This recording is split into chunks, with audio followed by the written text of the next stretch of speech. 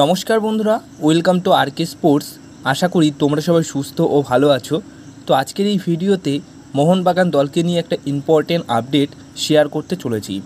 দুটো সোর্স থেকে এই খবরটা এসছে, তো সেটা আমি স্ক্রিনে মেনশন করছি।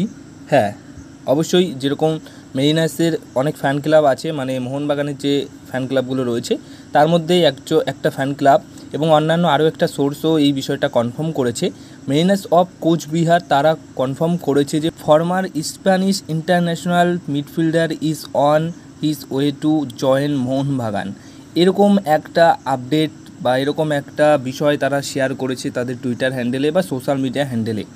তো অন্যান্য আরও একটা সোর্স থেকেও আমি কিন্তু এই খবরটা একই খবর কিন্তু পেয়েছি, এইটুকুই আর কি তারা শেয়ার করেছে, কোনো রকম নাম উল্লেখ করেনি, কোনো রকম হিন্টও দেয়নি। হিন্ট এইটুকুই যে সেই প্লেয়ার বা কোচ বলো, আমার মনে হয় যে কোচই হবেন, কারণ ফর্মার স্প্যানিশ ইন্টারন্যাশনাল মিডফিল্ডার বলতে যেটুকু বুঝছি সেটা হচ্ছে তিনি তো প্লেয়ার হবে না, কোচই হবেন। আর ফর্মার স্প্যানিশ ইন্টারন্যাশনাল মিডফিল্ডারের কথা যদি আসে তাহলে একটা প্লেয়ার বা কোচের নাম কিন্তু এই মুহূর্তে ভেসে আসছে বা মনে পড়ছে যে এই প্লেয়ারটি বা কোচটি হতে পারে প্রাক্তন ফুটবলার।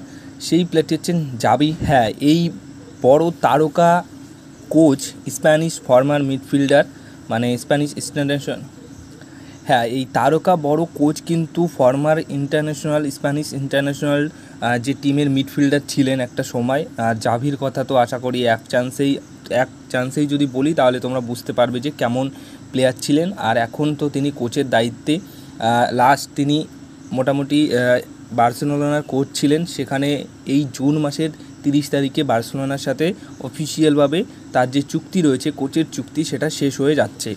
তো তারপর গিয়ে মোটামুটি ফ্রি থাকবেন এবং অন্যান্য দল তো অবশ্যই তাকে দলে পাওয়ার জন্য লড়াই থাকবে।